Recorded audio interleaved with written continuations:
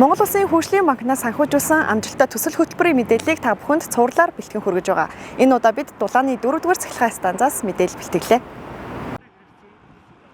Дулааны 4-р цахилгаан станц нь төвийн бүсийн цахилгаан эрчим хүчний 59.4%, Улаанбаатар хотын Дулааны эрчим хүчний 54.8%-ийг дангаараа хангадаг Монгол Улсын эрчим хүчний хамгийн том үйлдвэр юм. Монгол Улсын засгийн газрын 2012 оны 9-119-р тогтоолын хүрээнд Дулааны 4-р цахилгаан станцын хүчин чадлыг өргөгдөх төслийг 2012-оос 2015 оны хооронд Монгол Улсын засгийн газрын бондын хөрөнгө Монгол Улсын хөгжлийн банкны санхүүжилтээр амжилттай хэрэгжүүлсэн. Ингэснээр станцын суурилагдсан хүчин чадлыг цахилгаанаар 123 МВт, Дулаанаар 188 ГКц-аар нэмэгдүүлсэн юм а. Тус төсөлд хөгжлийн банкнаас 70 сая $70 санхүүжилт олгосон бөгөөд 2022 онд зээлээ бүрэн төлж барагдуулсан. Төслийн үр дүнд цахилгаан эрчим хүчний жилийн үйлдвэрлэл 500 сая гаруй кВт-цаг буюу 250 мянган өрхийг хангах хэмжээнд, харин Дулааны эрчим хүчний жилийн үйлдвэрлэл 400 мянган ГКц-аар буюу 15 мянган өрхийг хангах хэмжээгээр нэмэгдсэн байна.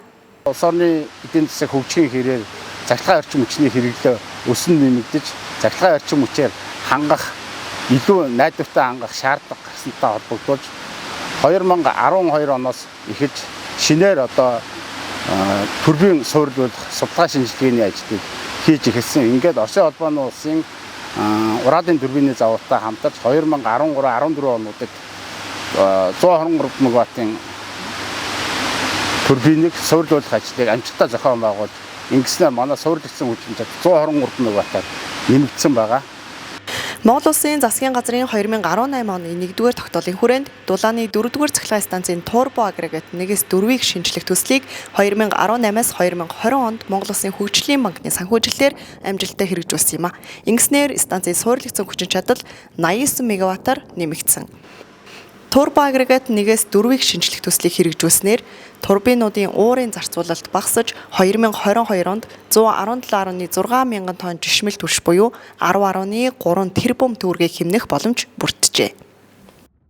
Төслийн үр дүнд 2022 оны байдлаар 337.4 сая кВт-цаг цахилгаан эрчим хүч илүү үйлдвэрлэж, 2020 оноос хойш 77.8 тэрбум төгрөгийн үр ашигтай ажиллаж, энэ хэмжээгээр импортын цахилгаан эрчим хүчний хэрэглээг хааж, валютын гадагшлах урсгалыг бууруулсан байна.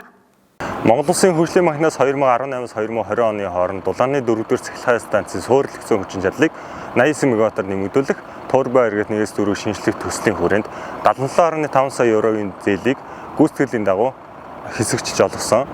Турбинуудын насжилт өндөр болсонтой холбогдуулж, өндөр даралтын уурын шугам хоолой, өндөр даралтын цилиндрүүд дээр насжилтыг уртсах зорилгоор ураадын турбины завуудтай хамтарч судалгаа шинжилгээний ажил хийсэнтэй уялдуулж, 1-4-р машины шинжилгээ ажлыг хийх ийм санал санаачлагыг гаргаж, 2018 оны засгийн газрын тогтоолоор энэ төслийн ажлыг хэрэгжүүлэх шийдвэр гарч, ураадын турбины завуудтай энэ төслийн ажлыг хэрэгжүүлж эхэлсэн байгаа.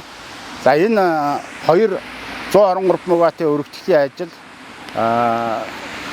1-4-р машины шинжилгээ ажлыг Монгол Улсын хөгжлийн банкны санхүүжилтээр бол энэ ажлыг амжилттай хэрэгжүүлж энэ төслийн ажлыг хийж дууссан байна. 89 МВт гэдэг маань зүгээр энгийн хүмүүс хэлэхэд бол нэг аймаг бол нэг 8-9 МВт-ийн ачаал цахилгааны хэрэглээтэй байдаг. Ингээд 10 аймгийн цахилгааны хэрэглээг хаах хэмжээний ийм ач холбогдолтой төсөл бол хэрэгжсэн байгаа. Нөгөө талдаа бол 220 мянган цагаар 1-4-р машины насжилтыг уртсгасан байгаа. Энэ маань ерөнхий утгаараа юу гэж нэгвэл 30 жил дахиад энэ 1-4-р машин бол ямар нэгэн техникийн хүндрэлгүйгээр ажиллах ийм ач холбогдолтой төсөл болж хэрэгжсэн байгаамаа. Тэгэхээр энэтэй уялдуулж Монгол Улсын засгийн газар, Монгол Улсын хөгжлийн банкнд станцын инженер техникийн ажилчид нийт эрчим хүчний хамт ажиллаж байгаа хамтран зүтгэгчдийнхээ өмнөөс баярлаж талархаж явдаг илэрхийлье. 123 МВт-аар өргөдөх шинэ турбин суурилуулах төслийн ажил, 1-4-р машины 89 МВт-аар өргөдөх энэ төслийн ажлууд хэрвээ хэрэгжээгүй байх юм бол манай Монгол Улсын эрчим хүчний системд бол 123-аар 89-ийг нэмэхээр 200 гаруй МВт-ийн чадлын дутагдалд орох Ингэснээр одоо энэ хэмжээний одоо цахилгаан орчин хүчийг тухайн одоо Монгол улсын айл өрхүүд ард түмэн маань хэрэгжилж чадахгүй хязгаарлалтанд орох ийм хүнд байдал үүсэх. Тэгээд өвөлдөө бол одоо бас дулаан хангамжийн доголдолтой болох ийм одоо тав тухтай үйлчлэгт бол нөлөөлөхөөр ийм одоо эрсдэлтэй нөхцөл байдал байсныг одоо манай одоо станцын хамт олон тэгээд засгийн газар хөгжлийн банк одоо олж харж энийг амжилттай хэрэгжүүлснээр энэ эрсдэлээс бол бас зайлсхийж чадсан гэж дүгнж хэлж болохоор байгаа.